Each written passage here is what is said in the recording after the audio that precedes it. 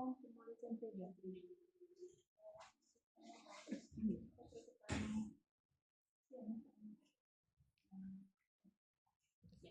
Después lo que vamos a tratar en la presentación es un poco acerca de los tumores no frecuentes en pediatría, que serían tumores del sistema nervioso central, retinoblastoma, tumores hepáticos, renales, tumores óseos, y vamos a ver las conclusiones.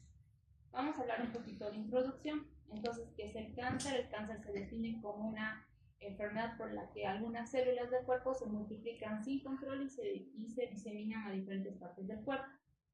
Entonces, estas células cancerígenas no van a tener el mismo ciclo celular normal, ¿no? Muchos no se destruyen, se multiplican y se diseminan. ¿Por qué es importante la presentación? ¿Por qué? Porque más o menos 14.1 millones de personas a nivel mundial, o sea, se han diagnosticado casos nuevos a nivel mundial. Más o menos 8.2 millones de estas personas mueren cada año por cáncer y aproximadamente 13% van a ser de las muertes, o sea, la causa de muertes a nivel mundial. Entonces han hecho una comparativa desde el 2012 al 2003 y se ha visto que más o menos para el 2030 es que pues, disminuir los casos de cáncer han aumentado más del 50%. De la misma manera también han visto que las muertes han aumentado un 60%, de 8 a más o menos a 13 millones de personas.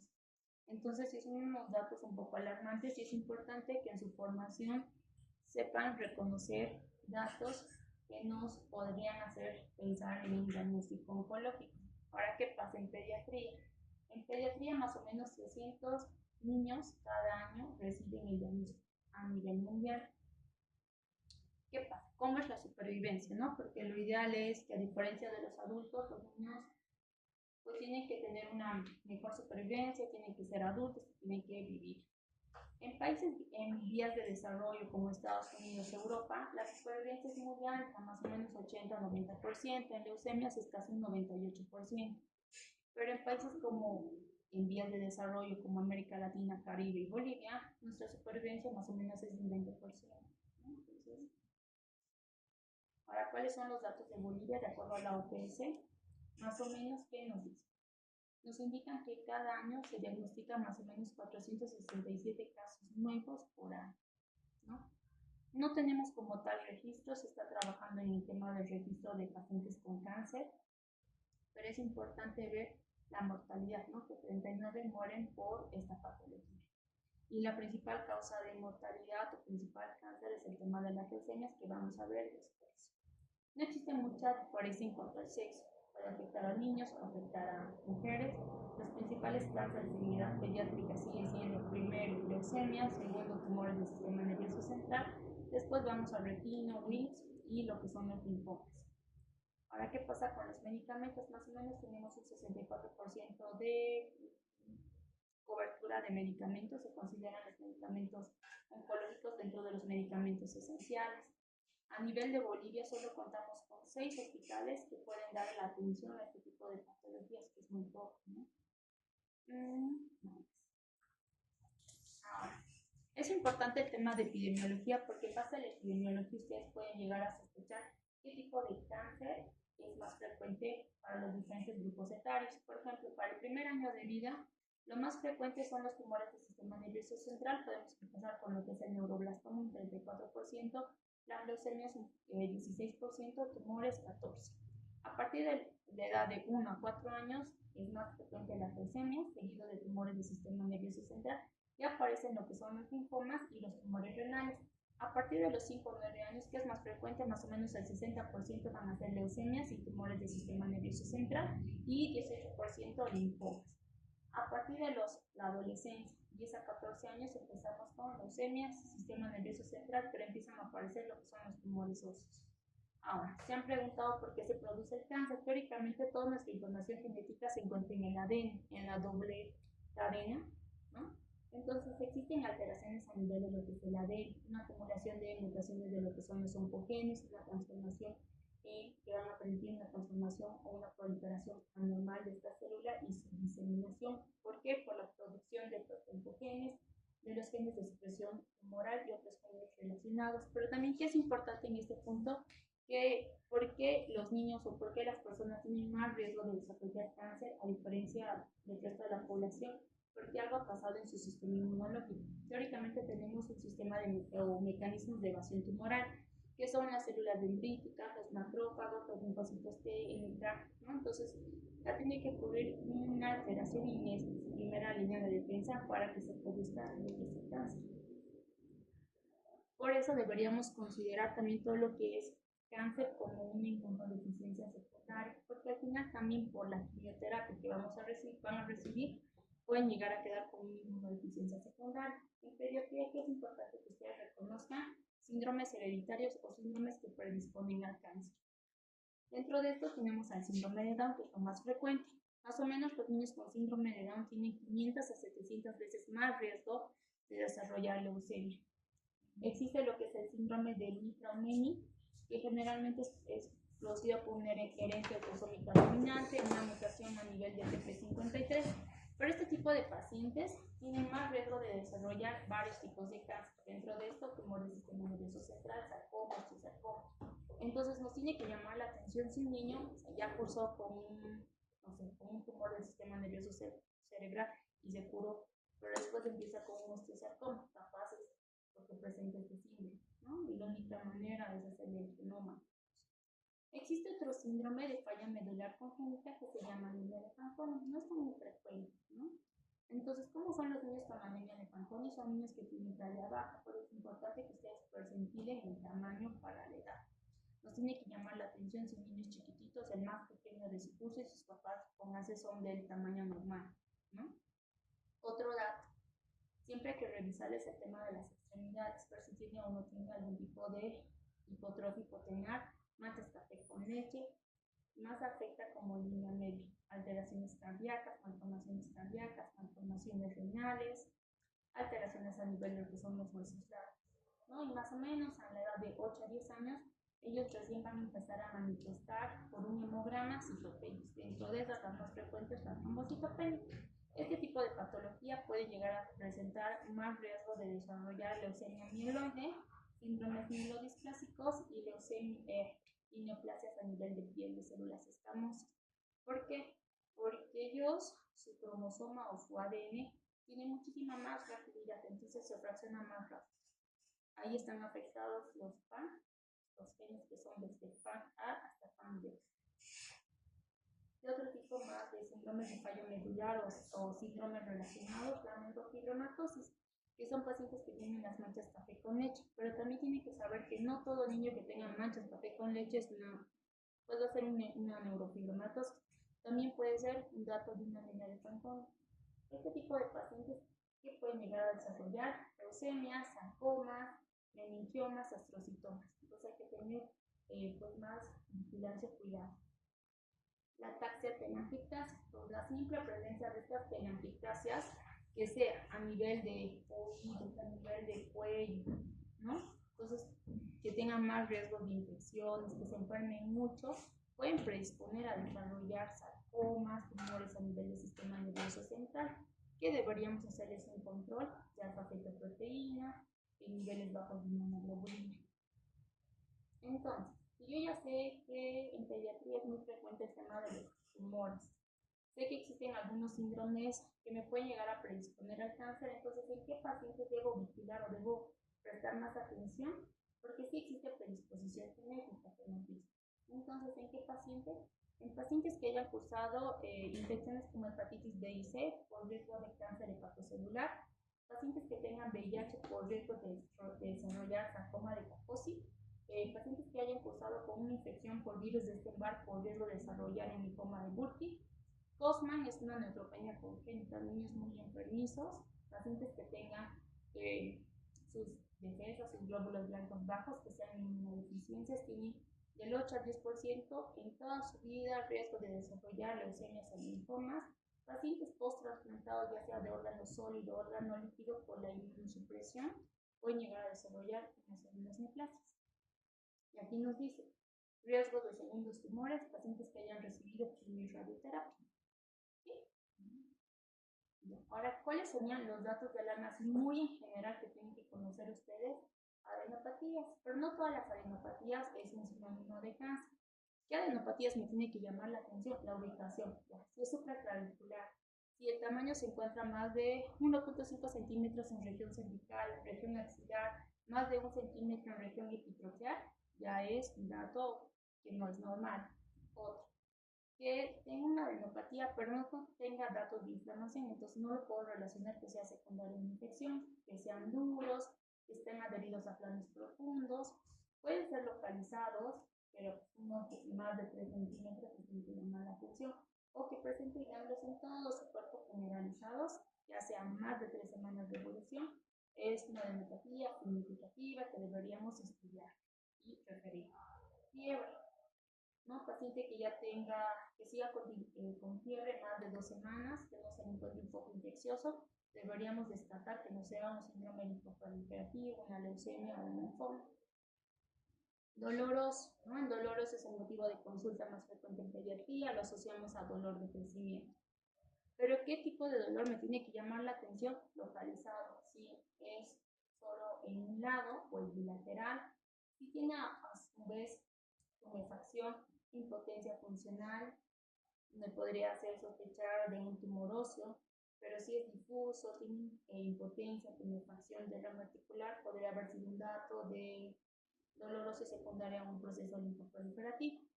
¿Ya? Entonces también ojo, en caso de que el paciente les llegue con dolor óseo, investigarles, por lo menos pedir un hemograma y ver que no haya nada alterado.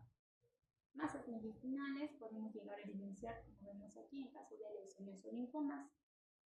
Masas abdominales. Las masas abdominales sí son importantes y podemos ver que dependiendo de la edad nos puede hacer saber qué podría ser presunción diagnóstica.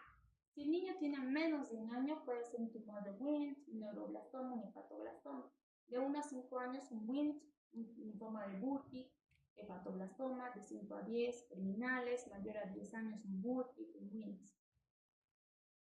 Masas intracraneales. Nos tiene que llamar la atención porque ustedes en su formación están viendo que pesamos, tallamos y también tenemos que medir bien el perímetro cefálico. ¿Para qué? Para hacer un diagnóstico de macrocefalia, ¿no? Si el niño presenta náuseas y vómitos, pero hemos descartado que no es por ninguna etiología infecciosa, deberíamos indagar por qué. Si el niño presenta cefaleas, no sé si era esa que sea secundaria a una infección, si presenta o no movimientos anormales, alteraciones en la marcha y alteraciones en el hemograma, citopenias sanguíneas, trombocitopenias, leucopenias o leucocitosis, nos tiene que llamar la atención. Vamos a hablar ahora de tumores del sistema nervioso central, porque leucemia está como un tema aparte.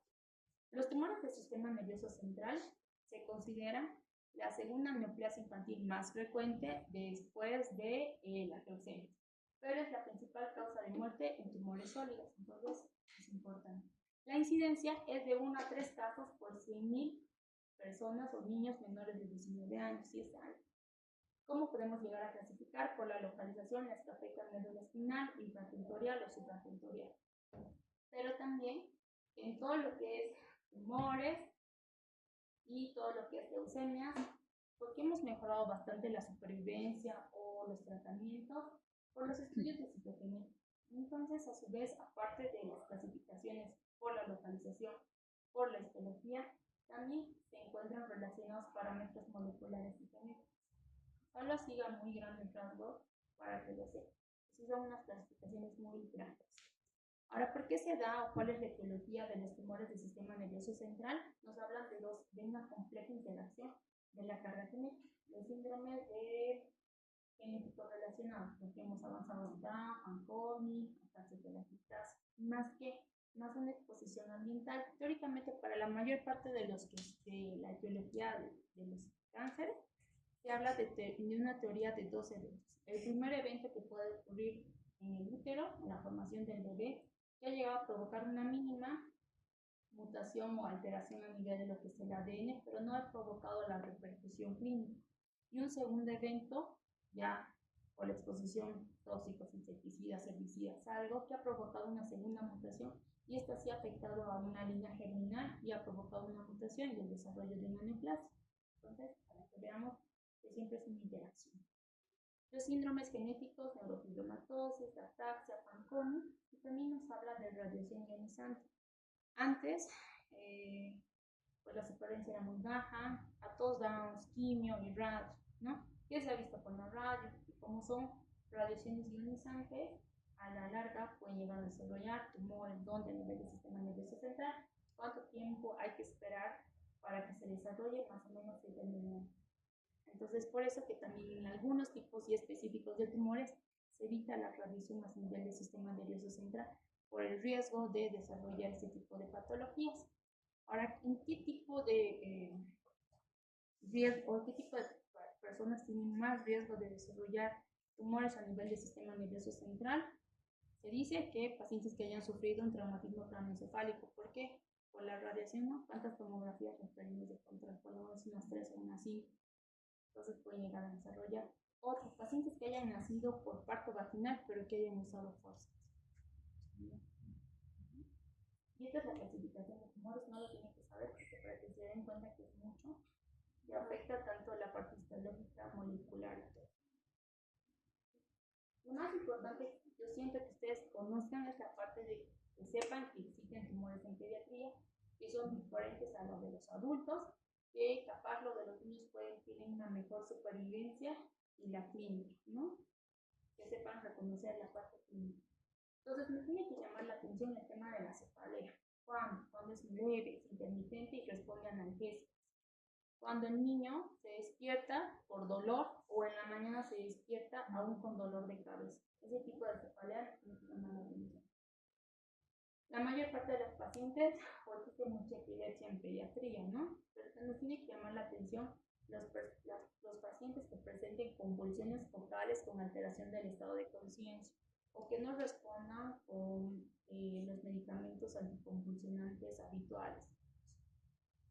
Que tengan problemas en el aprendizaje, que antes eran niños normales y han empezado a estar más irritables, más letárgicos. Tal que sea un tumor que tenga, que le ha provocado esa alteración.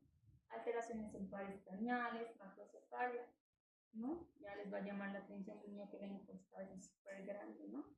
O que presentan datos de una diabetes insípida, que sean niños que tomen mucho líquido y hagan mucha pipí y llegan deshidratados, ¿no?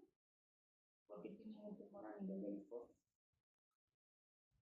Ahora, por la edad, es importante que debemos sospechar.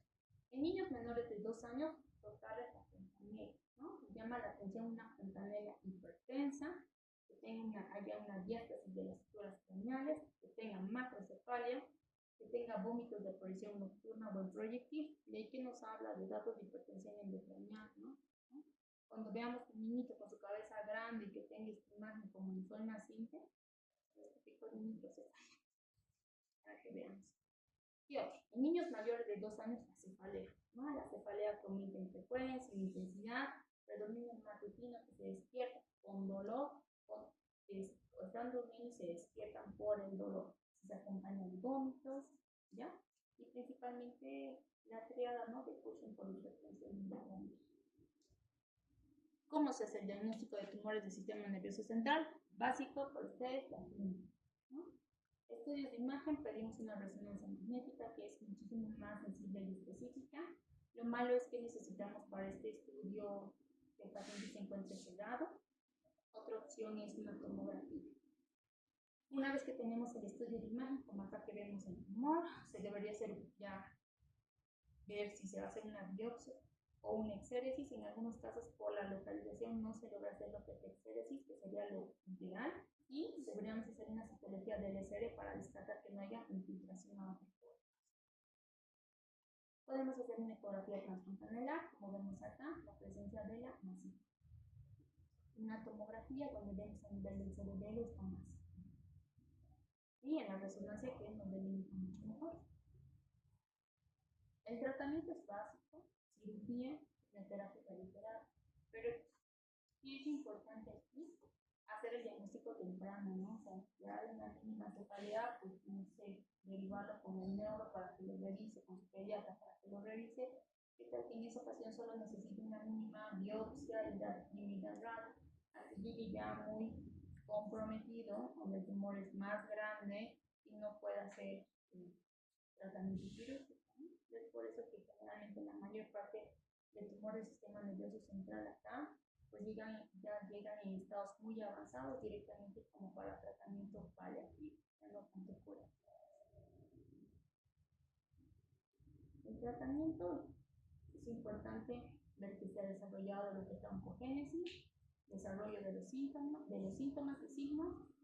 Ideal sería programar una cirugía de manera temprana. Podríamos dar, aparte de la cirugía, si no se ha reseccionado el tumor, quimioterapia, radio, quimio, y en caso de que no se logre, ya es más que todo mejorar su calidad de vida, ¿no? Cuidados paliativos. Y esta gráfica está bonita, ¿por qué? Porque en otros países los tumores del sistema nervioso central tienen una supervivencia de un 75% con una P significativa. Entonces, lo ideal es ¿por qué? Porque han hecho un diagnóstico temprano. Esto es importante que nos llevemos de conceptos, datos o signos de alarma para sospechar del sistema nervioso central. ¿Por qué hago más énfasis? Porque creo que en este tipo de patología ya llegan los pacientes muy comprometidos como para dar opción a un tratamiento. Entonces, lo ideal es hacerles un diagnóstico temprano. Cefaleas persistentes, se despierta durante el sueño, aparece al despertar, se ocurre en menores de 4 años, si se asocia a una confusión o alteración del estado de conciencia. Vómitos persistentes, hemos descartado que no sea nada infeccioso, que tenga papiloedema, disminución de la agudeza visual, proptosis, tortícolis persistente, regresión psicomotriz. Antes tenía buen desarrollo psicomotor y posteriormente hemos evidenciado una regresión. Eso es importante preguntar. Y saben, ¿no?, que en sus cartillas de los niños está ahí los hitos del desarrollo que deberían ir marcando. Debilidad focal, alteración en la coordinación, y eso también parálisis facial que no mejora después de 4 semanas, ¿no? Y alteración en la diglosión. Entonces, piensa que es el tema de las cefaleas. Entonces, aquí, ¿qué es? Si tu niño tiene dolor de cabeza nocturno o a primera hora de la mañana, deberíamos descartar un tumor del sistema nervioso central porque se podría tratar de un meduloblastoma o otro tipo de tumores.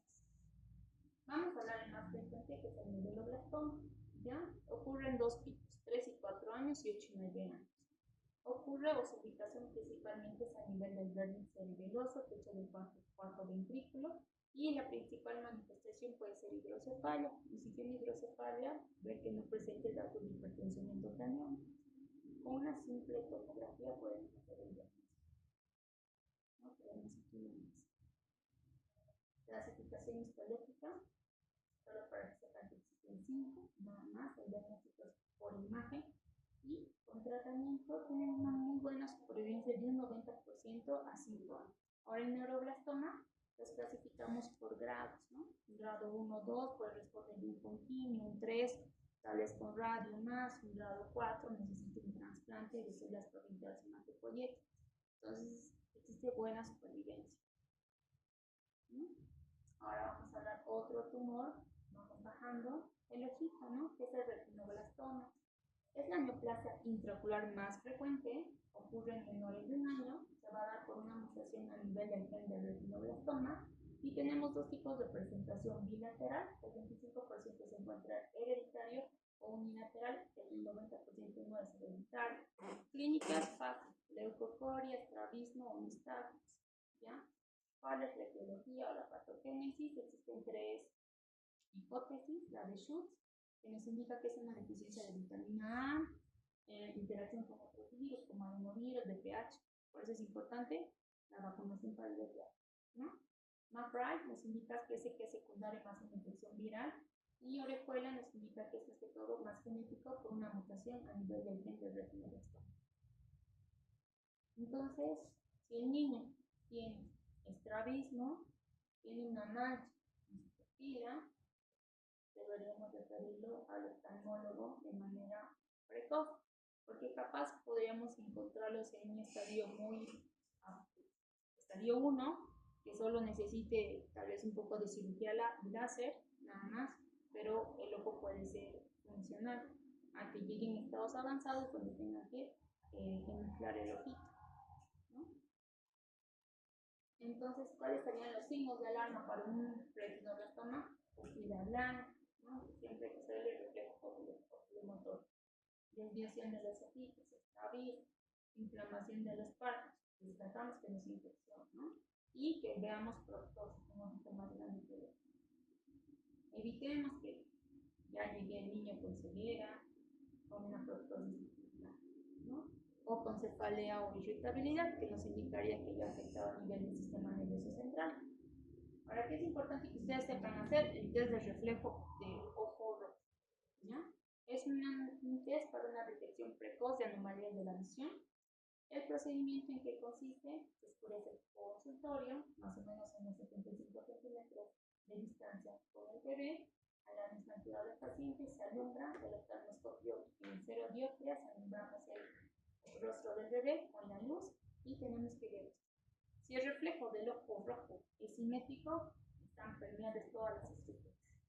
Nos llama la atención si presentamos un ojo rojo que no está permeable en este, ¿no? Que no ha marcado el ojito rojo, o este que ya nos está indicando que tiene una estructura que esté lista, ¿no? Esto es lo básico que ustedes deberían hacer como primer nivel, ¿no? Cuando estén en sus centros de salud, ¿ya? Y lo derivan al pediatra o al oftalmólogo para que le haga el fondo de ojo. El diagnóstico es básico: historia clínica, que tiene estrabismo. Aunque también vienen algunos papás un poco intensos que les toman fotos a los bebés y ahí se notan, ¿no? Y notan una mancha, ¿no? En el laboratorios no tanto. Básicamente hacer el fondo de ojo. Como se asocia a tantos virus, adenovirus, también se ha asociado un poco a toxo, que vive como está el serología para toxoplasma. Se puede hacer una ecografía, una tomografía y una resonancia para más o menos valorar cuánta afectación tiene. Tratamiento en estadios iniciales solo es cirugía, y es cirugía láser, digamos, y puede ser viable cirugía. En casos más avanzados requieren quimioterapia, radioterapia, penetración de los ojos. Vamos a utilizar esto. ¿Qué otro tumor más tenemos? El hepatoblastoma, ¿no? Es un tumor abdominal. ¿Cuál es la incidencia? Más o menos se dice que los tumores hepáticos corresponden al 1.1% de todas las neoplasias sólidas malignas, es el hepatoblastoma. 80% de todas las neoplasias hepáticas, 91% ocurren en niños menores de 5 años, la tasa de incidencia de 0.6 a 1.2 millones. ¿Qué afecta? Afecta más a varones. La edad media de diagnóstico, 16 a 19 meses. De la misma manera, aquí están otra vez los factores predisponentes que hemos visto, ¿no? Trisomía 18, poliposis adenomatosa familiar, el síndrome de Beckley-Wiedemann, ¿no? Generalmente estos dos principales podemos hacer un cribado, un screening en este tipo de pacientes. Cada 6 semanas a 12 semanas se les realiza una ecografía abdominal para intentar detectar de manera precoz cuando el tumor sea muy chiquito, como solo para la resección quirúrgica. Pero existen factores ambientales como la prematuridad, uso de anticonceptivos orales de las madres, exposición del padre ambiental, pintura, petróleo, tabaco. Entonces, esto está interesante. ¿Por qué? Porque ser prematuro también nos genera un riesgo de desarrollar hepatoblastoma. Si el bebé pesa menos de 1000 gramos, tiene 15.6 veces más riesgo de desarrollar un hepatoblastoma. Entonces, en los neonatos, este síndrome de Beckley-Wiedemann, que se caracteriza es un sobrecrecimiento. En un lado han notado las piernitas, en un lado están más grandes que otro. Entonces, específicamente, también tiene hernia, palecel, microglosia y hipoglucemia durante la etapa neonatal. Pero si ven un niño con una hipertrofia en algún lado de las extremidades, ustedes le pueden salvar la vida, yo creo, si los mandan de manera oportuna que se hagan sus controles con ecografías abdominales para evitar el riesgo de un hepatoblastoma. En otros países se hace eso, ¿no? Porque no se la. Clínicamente es fácil, son niños panzoncitos, bien panzones, y que notamos una masa abdominal palpable, pero el niño está como si nada, sintomático. Cuando la masa es muy grande, puede llegar a afectar que puede estar constipados, alteraciones para orinar, puede llegar a presentar ictericia, osteopenia, Y pues si son muy avanzados puede llegar a afectar este tumor a nivel de los pulmones, puede llegar a provocar metástasis. Siempre revisarle bien la pancita del bebé. Pero tampoco no pensar que todo panzón es desnutrido, también todo panzón podría ser un tumor. ¿Qué es lo básico que deberíamos hacer? El examen físico, ver estos síndromes que nos predispongan, tomar el hemograma, función hepática, bilirrubinas transaminasas. Y lo bueno de los tumores hepáticos es que tienen marcadores tumorales que nos pueden ayudar a hacer, ¿no? El diagnóstico. Proteína, el ganado proteína por a niños mayores de 4 años deberíamos hacerles a su vez hepatitis B y C, porque ese podría ser el germen causante de la patogénesis del hepatoblastoma y por ahí se disfruta. Lo básico, una ecografía, que es un estudio sin radiación, que vemos una masa abdominal comprometida. Vemos aquí la masita y vemos por el estudio de imagen de una tomografía la masa. Existen también su clasificación, dependiendo de cuántos glóbulos afecta o segmentos afecta el hígado, pero creo que no es tan importante para ustedes porque no van a ser oncólogos. Entonces, tratamiento de cirugía, quimioterapia y en estadios muy avanzados pueden requerir los pacientes un trasplante hepático. Tumor de Wilms, que es el tumor más frecuente que afecta a nivel del pulmoncito, es la quinta neoplasia más frecuente, más o menos tiene una frecuencia del 3%, incidencia de 107.8 casos por millón de pacientes, afecta más a los de la raza negrita y le da menos de 7 años y tiene un pico entre los 2 y 3 años. ¿Cómo hago el diagnóstico? Igual una masa abdominal más del 75% puede estar asintomático. Dependiendo del tamaño de la masa puede llegar a afectar la funcionalidad del riñón, puede llegar a provocar hematura, hipertensión arterial, etc. No está de más pedirles una ecografía abdominal si encuentran algo anormal en la pancita, ver si esa masita es dependiente de hígado o dependiente de riñón, ya con eso le salvan. Diagnóstico, historia clínica, examen físico, gabinete, una simple ecografía, una tomografía para delimitar el tumor, más típicamente es para hacer el abordaje quirúrgico, estudios complementarios, función hepática, función renal, un hemograma, ver que no tenga comprometido o anemia pequeños, la biopsia, pero más que la biopsia, el tratamiento es quirúrgico, porque el cirujano logra extirpar todo el tumor sin romper la cápsula, que si rompe la cápsula puede diseminar las células, entonces a veces solo es quirúrgico y no necesitan quimioterapia. Si se rompe la cápsula o no se ha logrado extirpar todo el tumor, requieren quimioterapia, pero tiene muy buena supervivencia Wilms. Entonces, me la más, ¿no? Y llama la atención. Doctor niño panzón, una nena que va. ¿No? Hay que ver la estadificación dependiendo de qué segmento ocupa. Y el tratamiento quimio radio o solo cirugía. Otro tumor importante que hemos visto son los tumores óseos que son presentes en los adolescentes, ¿no? ¿Cómo sería nuestra aproximación diagnóstica de estos tumores óseos? Una anamnesis y exploración física, ver cómo es el dolor, si provoca impotencia funcional, ¿no? Si ha tenido una fractura, pero no está asociado a un traumatismo, ni a fuerza, nada. Lo básico, una radiografía. Dentro de los tumores óseos, ¿cuál es el más frecuente? Es el osteosarcoma, que es un tumor primario de hueso en desarrollo causado por una proliferación de células mesenquimales malignas, característicamente que producen el tejido osteoide inmaduro. En cuanto a la epidemiología, es más frecuente entre los 3 y 17 años. Más o menos un pico a 13 años a las niñas, 15 a 17 años en los niños. La mayor parte de los tumores en cuanto a predisposición de sexo afectan a los niños. En cuanto a la localización, me tiene que llamar la atención siempre ver el tema de fémur distal y tibia proximal, porque nos afecta en el 50%, húmero 15%, pelvis 12%, ¿no? Mandíbula, cabeza. ¿Qué es lo malo del osteosarcoma? Que sí se puede hacer el diagnóstico, pero el tratamiento es un poco más,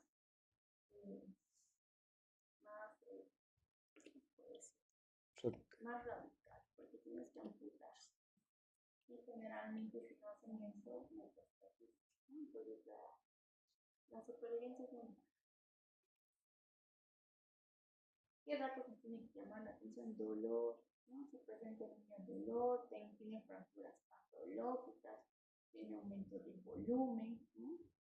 Ya esto ya no debe perderse. El 80% presenta dolor como síntoma más común. Despierta el niño por la noche y este dolor le impide realizar sus actividades diarias. Este aumento de volumen provoca limitación en los movimientos y principalmente en huesos largos. Entonces, ¿cómo podemos hacer un diagnóstico? Una radiografía que es no invasiva, barata, rápida y no. Entonces, ¿qué debemos ver? Principalmente, el osteosarcoma nos va a llegar a afectar metástasis. Hay que ver bien básicamente el tema de la ubicación de la lesión. Si está a nivel de metáfisis, puede ser un osteosarcoma. Si está a nivel de diáfisis, puede ser un sarcoma de Ewing, un linfoma, ¿no? Osteosarcomas, otros tumores que no son tan malignos como el osteosarcoma. Aquí están las típicas imágenes, ¿no? Como el rayito de sol, hay que pensar en osteosarcoma, metástasis, un condrosarcoma. Una imagen en peine, puede ser una talasemia, un síndrome hemofagocítico también que afecta una histiocytosis, el triángulo de Topman, osteosarcoma, osteomielitis, ¿no? Si vemos estas imágenes o este tipo de lesiones, van a tener que llamar la atención del especialista. En peine, en sol naciente, en las capas de cebolla. ¿No? Sol naciente, osteosarcoma. Las capas de cebolla, sarcoma de Ewing, Topman, también osteosarcoma. Tratamiento es quimioterapia neoadyuvante, dependiendo, a veces se les puede dar directamente quimio para reducir el tumor y ayudar a limitar qué segmentos o dónde va a ser la amputación. La mayor parte de estos pacientes se terminan en una amputación y esto es ideal, ¿no? Por más que queramos preservarle la articulación o el hueso, si no se realiza la amputación, tienden a metastatizar. Igual, aunque se amputen, también tienden a metastatizar. El tratamiento es cirugía y quimioterapia. Como es tan agresiva, necesita quimioterapia muy intensa, metrotexato a 12 gramos. Ahora, con todo lo que hemos visto, vamos a ver si han prestado atención. Entonces, un niño de 4 años que despierta de dolor y todos los días despierta enojado, ¿no? Entonces, ya que despierta por el dolor, es una cefalea con banderas rojas que nos tiene que llamar la atención, ¿no? Entonces, deberíamos referirlo al pediatra o referirlo al neurólogo para ver por qué esta cefalea, ¿no? No es una cefalea holocraniana. Pero, pues, no hicimos esa referencia y pasó 3 o 4 semanas y el paciente empieza a presentar alteración en la imagen, en la fracción, ¿no? Y empieza a vomitar. Entonces, ¿qué puede ser? Un tumor del sistema nervioso central, por la ataxia, a nivel del cerebelo. Hemos visto que es la más frecuente. Pues tiene eso.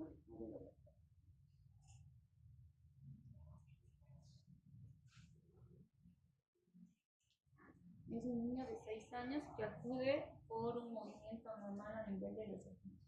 Entonces le estamos haciendo el examen físico y notamos que tiene estrabismo. Entonces todo estrabismo nos tiene que llamar la atención y digamos, ¿no? Podríamos descartarle si le hacemos el test del ojo rojo, ¿no? O si no podemos, también le podríamos tomar tomar una foto con flash y ver si hay las condiciones. Es otra manera. Lo hacemos entre ya sea el fondo de ojo y el fondo de ojo que se nota, ¿no? La opacidad. Lo ideal es mandarlos así, ¿no? Para que por lo menos con un poco de cirugía o quimio, el tratamiento se intente preservar eso y evitar que llegue ya directamente así, que ya les está diciendo que es un retiro o puede ser otra cosa, ¿no? Vemos un adolescente de 14 años que viene por dolor a nivel de la rodilla derecha. Entonces todo adolescente empieza en intentos, prefieranlo para valorar o pídanle una radiografía de hueso. Si me refiere por dolor de 14 años, puede ser ya dolor de crecimiento, a un 15-20%.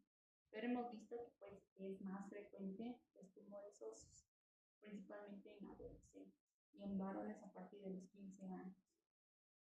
Le pedimos una radiografía de huesos largos y efectivamente no tenemos esta lesión. Es un estudio más de imagen, ya no tan tumor, ¿no? Entonces ahí, ideal más podría ser que sea solo necesite la amputación de esta extremidad, ¿no? Y se dé la quimio, a evitar que tenga metástasis ¿no? ¿A qué mensaje tiene que llevarse a tu casa? El cáncer es la principal causa de mortalidad por enfermedad a partir del año de vida. Los puntos o los datos clave es que cada año se diagnostican más o menos 274,000 niños por cáncer. En América Latina y el Caribe, 300,000 niños y niñas padecen cáncer. De estos, 10,000 van a fallecer por esta patología. En pediatría, por frecuencia es primero leucemias, tumores del sistema nervioso central, linfomas y tumores sólidos.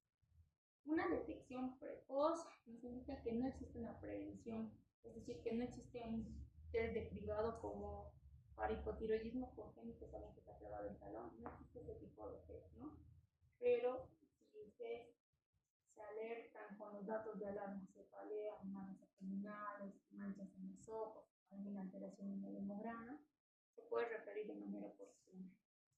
Para mejorar nuestra supervivencia, que sea un 80% versus un 20%. ¿Por qué mueren los niños?